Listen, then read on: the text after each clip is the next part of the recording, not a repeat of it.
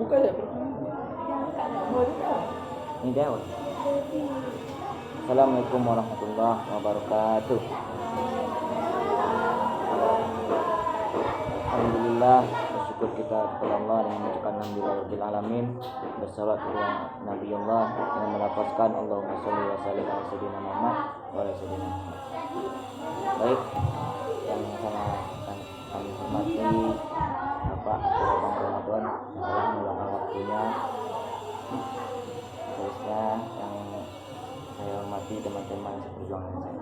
Baik, kami di sini Bang ingin bertanya tentang bagaimana cara. Baik, sebelumnya kami perkenalkan diri. Nama saya Handani. Perkenalkan, nama saya Yuliza. Siapa? Yuliza.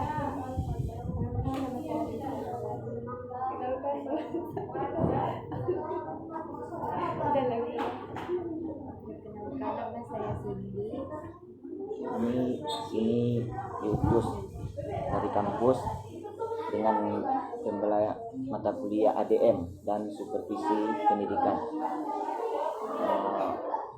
Dan kami di sini ingin bertanya tentang sekolah ini. Karena itu akan ditanya oleh teman kita, Siti. Bagaimana pelaksanaan administrasi kesiswaan di sekolah ini? Untuk administrasi kesiswaan, administrasi di bagian mana? Bayar membayar atau gimana?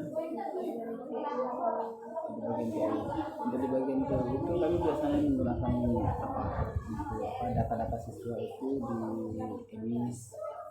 EMIS itu untuk menyimpan semua data seluruh siswa yang dari kelas 1 sampai kelas 6. Itu akan saya kelola. Nanti bagaimana biar menghasilkan dari data siswa itu agar ada dana bos, terus untuk ijazah anak kita nanti itu biasanya dari datanya itu berawal dari mungkin sedikit banyak tadi sudah dijelaskan sama kepala sekolah. Proses belajar mengajar di sekolah.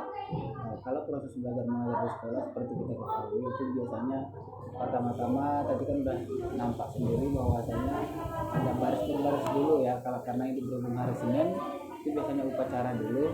Setelah upacara kita baru ada namanya halaqah. Halaqah itu semua siswa itu digabung menjadi beberapa kelompok.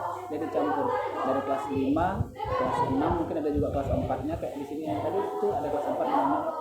Dia dibagi beberapa kelompok tapi tidak di kelas dia. Mungkin dicari beberapa tempat untuk mereka halaqah itu bisa kayak mereka sekoran ayat untuk menghafal Al-Qur'an gitu. Nah, setelah itu nanti itu sampai jam 9.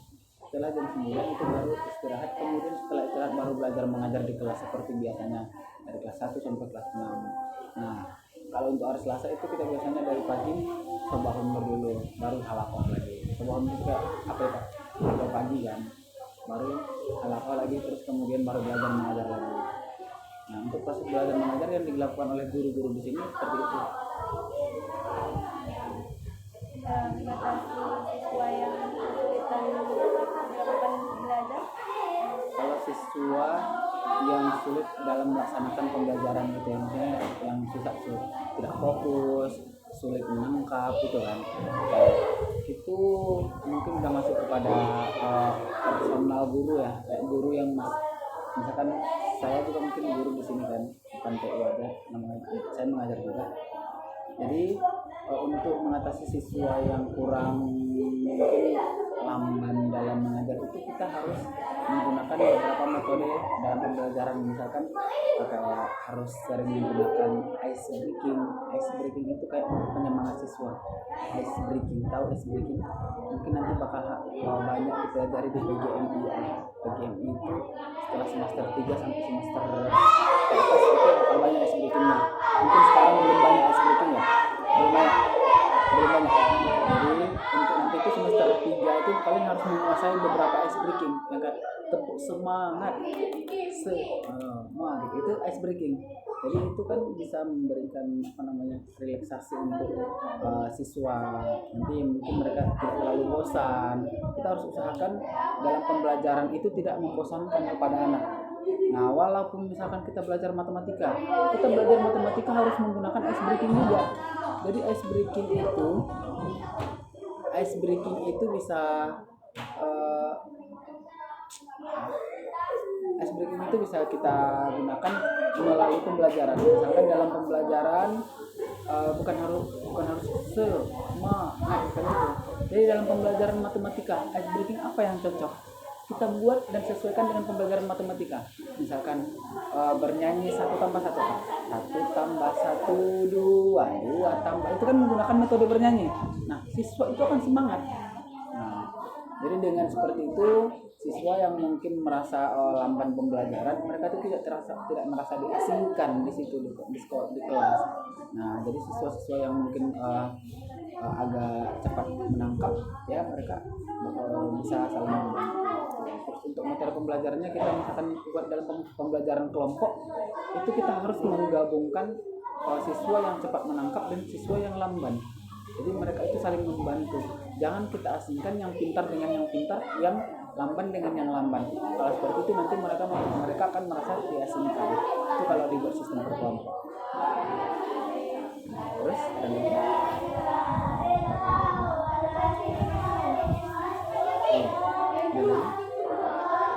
administrasi kan biasanya di negeri ada nabos, terus kita kalau di swasta ini apakah dapat nabos? iya, dana bos kita dapat dana bos. Jadi itu mungkin sesuai dengan berapa jumlah siswa di sini. Nanti itu bakal ada dana bos. Tapi ya kita tahu lah, mungkin kalau negeri ada beberapa yang harus seperti ini. Kalau di sini swasta juga ada. Intinya kita mau mengikuti aja sih. Walaupun swasta kita tetap ada dalam pemerintahan. Jadi kan apa sih? Per semester karena kami itu biasanya BAP dan per semester di akhir semester.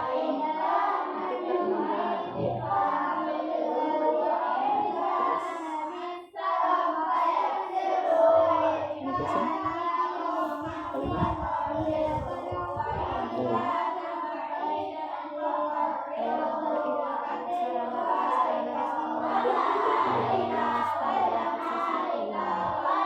Kalau sebenarnya untuk sarana prasarana ya, kalau untuk sarana prasarana yang biasa saja itu sudah memenuhi. Cuman kalau kita lihat di sekolah internasional itu mungkin belum, karena sekolah internasional itu serba lengkap kan, ada laboratoriumnya, ada ini.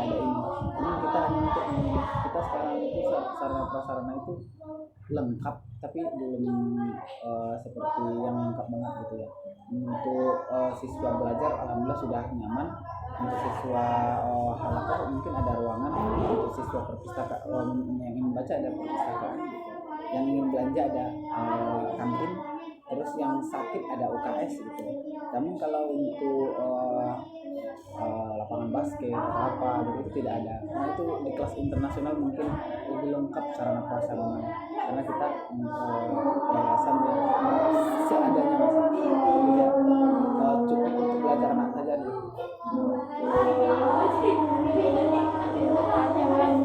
Kalau untuk strategi pendisiplinan siswa seperti ada siswa yang terlambat itu diberi hukuman atau diberi SPP 1.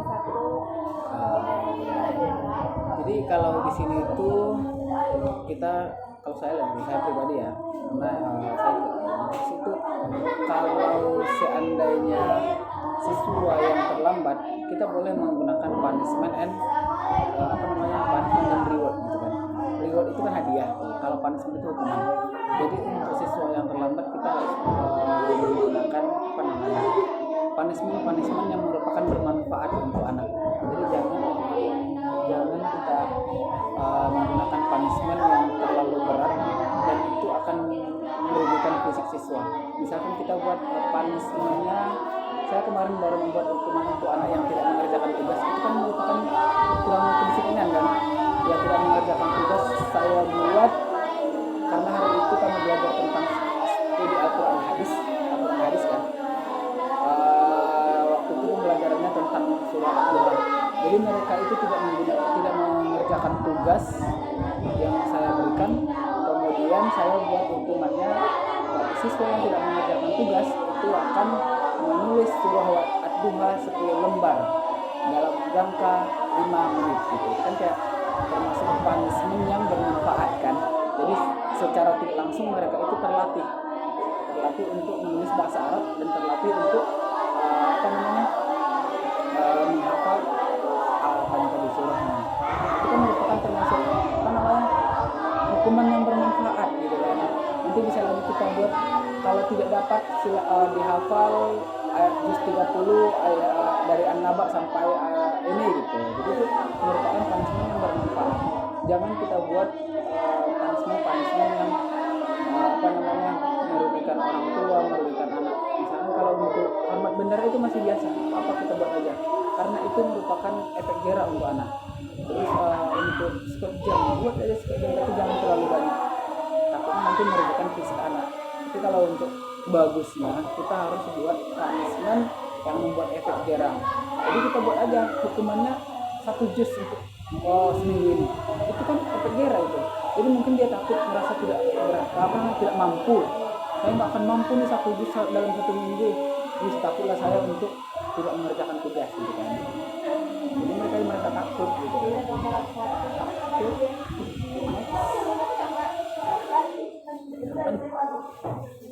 Ada lagi? Ini? Sudah. Di zaman sekarang ini apa tantangan terberat bagi pengajar? Oke. Tantangan terberat bagi pengajar itu kita selalu dianggap mahasiswa manusia yang paling sempurna. Tahu nggak maksudnya? Jadi itu guru itu dianggap manusia yang paling sempurna, yang tidak boleh berharap lebih kepada pemerintahan.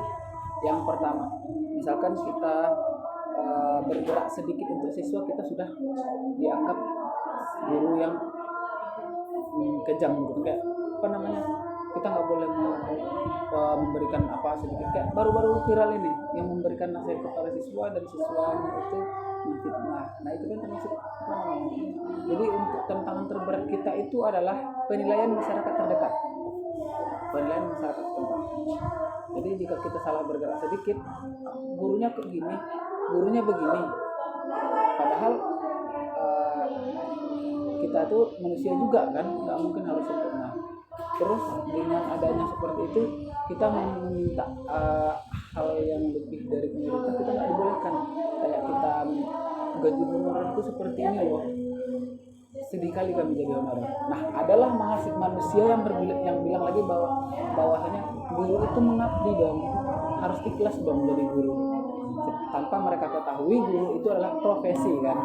Nah itu hal-hal terberat kalau menurut saya untuk sekarang, penilaian masyarakat setempat. Terus untuk itu kita selalu dianggap manusia yang paling sempurna, yang tak salah sedikit pun.